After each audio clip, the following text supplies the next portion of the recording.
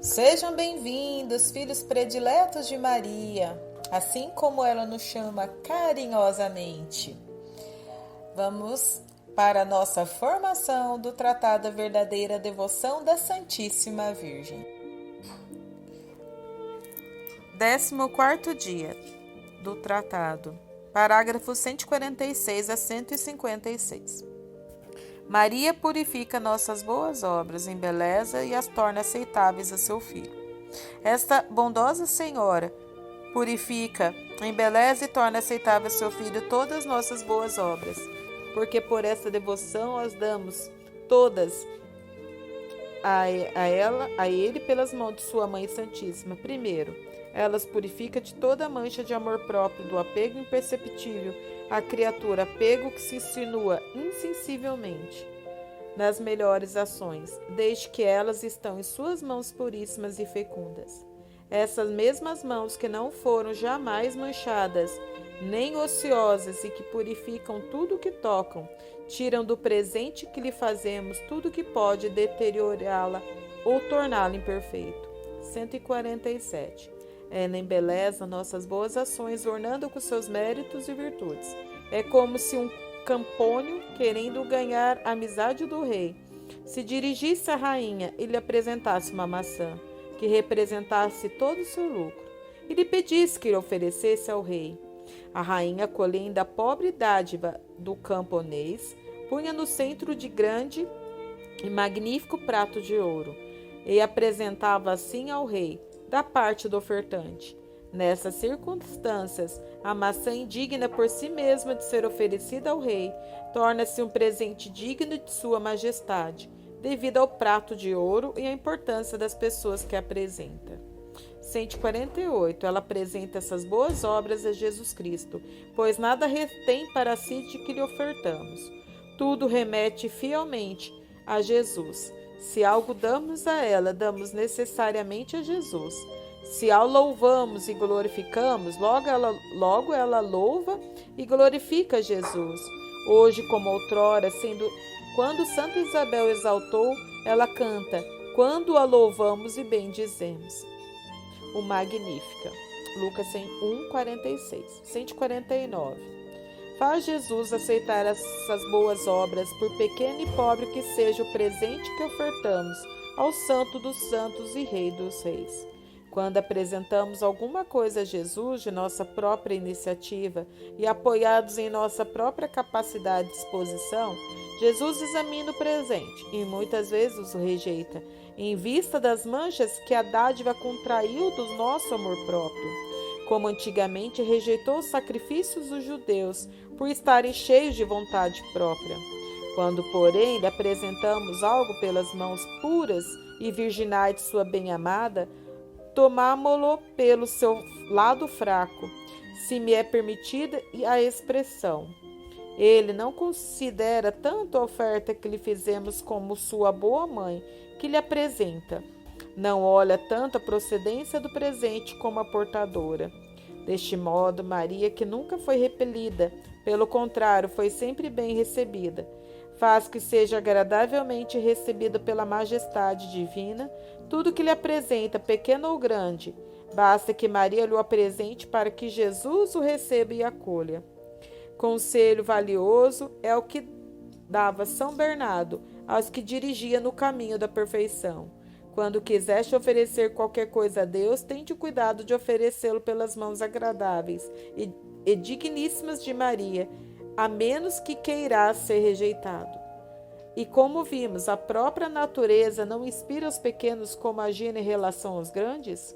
Por que não há de levar-nos a graça a fazer o mesmo em relação a Deus, que está infinitamente acima de nós, e diante do qual somos menos que átomos? Tendo, além disso, uma advogada tão poderosa que não foi jamais repelida, tão habilidosa que conhece os segredos para ganhar o coração de Deus, tão boa e caridosa que não se esquiva a ninguém por pequeno e mal que seja. Referirei mais adiante a verdadeira figura das verdades que afirma na história de Jacó e Rebeca. Artigo 4. Esta devoção é um meio excelente de promover a maior glória de Deus. Quarto motivo, essa devoção fielmente praticada é um excelente meio para fazer com que o valor de todas nossas boas obras contribua para a maior glória de Deus. Quase ninguém age com este nobre intuito, apesar de a isso estarmos obrigados, ou porque não conhecem que consiste a maior glória de Deus, ou porque não a quer. Mas a Santíssima Virgem, a quem conferimos o valor de nossas boas obras, sabe perfeitamente em que consiste a maior glória de Deus, e nada faz que não contribua para este fim. Daí um perfeito servo dessa amável soberana, que a ela se consagrou inteiramente. Como dissemos, pode dizer ousadamente que o valor de todas suas ações, pensamentos e palavras é aproveitado para a maior glória de Deus, a não ser que revogue expressamente a intenção de sua oferta. Pode-se encontrar algo de mais consolador para uma alma que ama a Deus com um amor puro e desinteressado e que preza mais a glória e os interesses de Deus que os seus próprios interesses? Artigo 5. Esta devoção conduz à união com nosso Senhor. Quinto motivo. Esta devoção é um caminho fácil, curto, perfeito e seguro para chegar à união com nosso Senhor. E nisso consiste a perfeição do cristão. Esta devoção é um caminho fácil, é um caminho que Jesus Cristo abriu quando veio a nós, e no qual não há obstáculo que nos impeça de chegar a Ele. Pode ser verdade chegar a Ele por outros caminhos, mas encontram-se muito mais cruzes e mortes estranhas, e muito mais empecilhos que dificilmente se vencem. Será preciso passar por noites escuras, por combates e agonias terríveis, escalar montanhas escarpadas, pisando espinhos agudos, atravessar desertos horríveis, enquanto que pelo caminho de Maria passe-se com muito mais doçura e tranquilidade.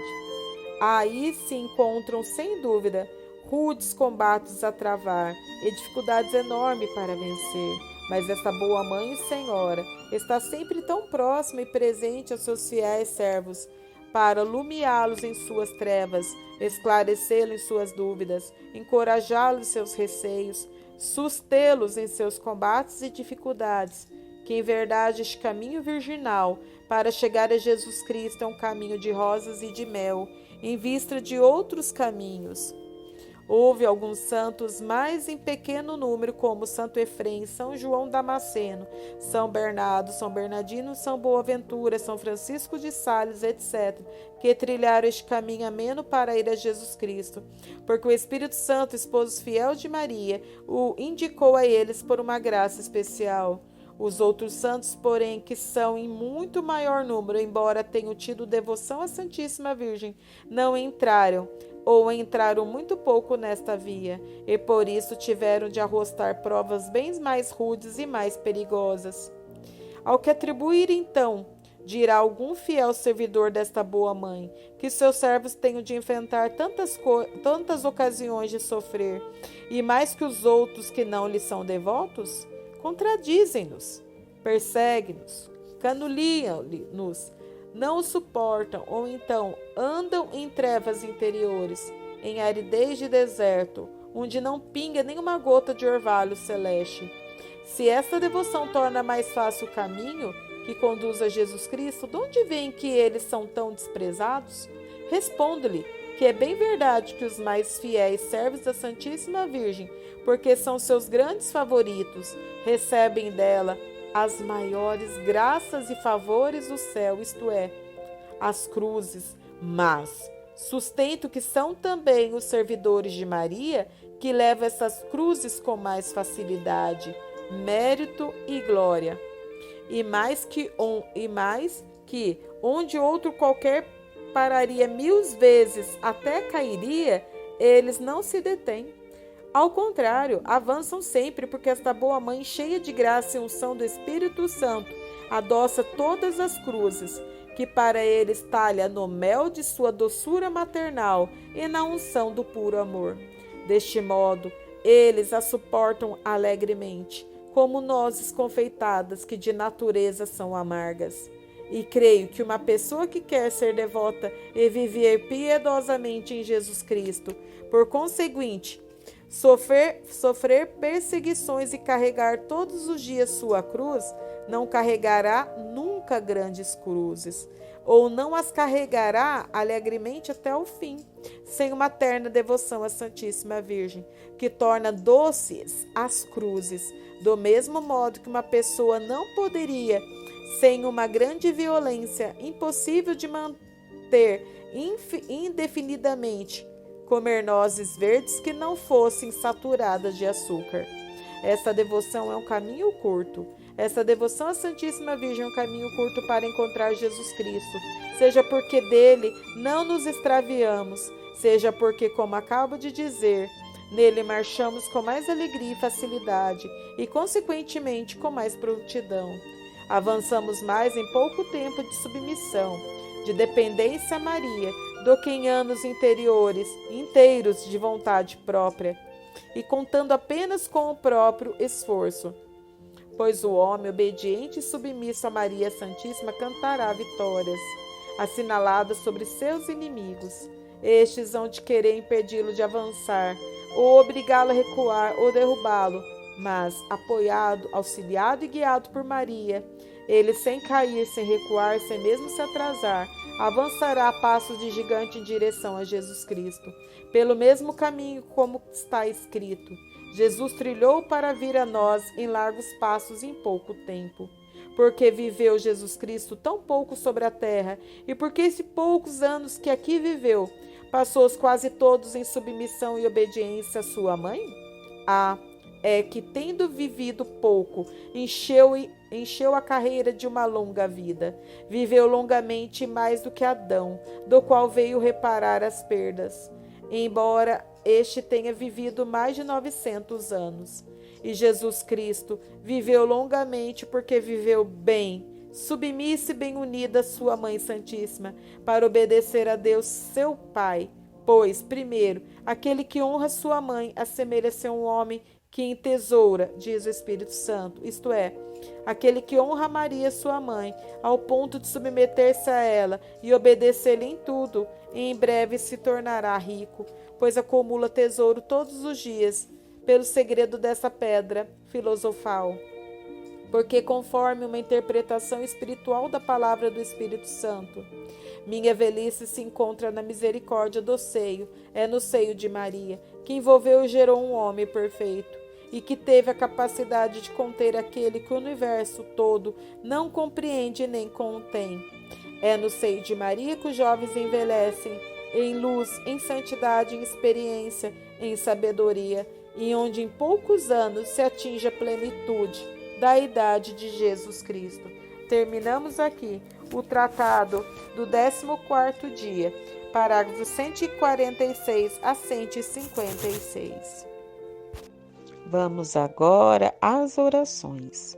Ladainha do Espírito Santo. Ladainha de Nossa Senhora. Saudação a Nossa Senhora.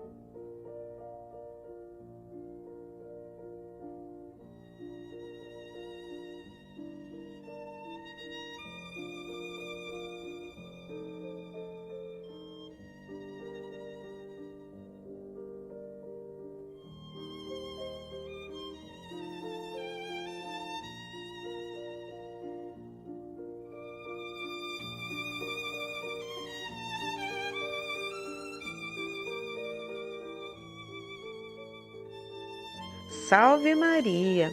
Entramos agora na primeira semana dos exercícios espirituais, no conhecimento de si mesmo.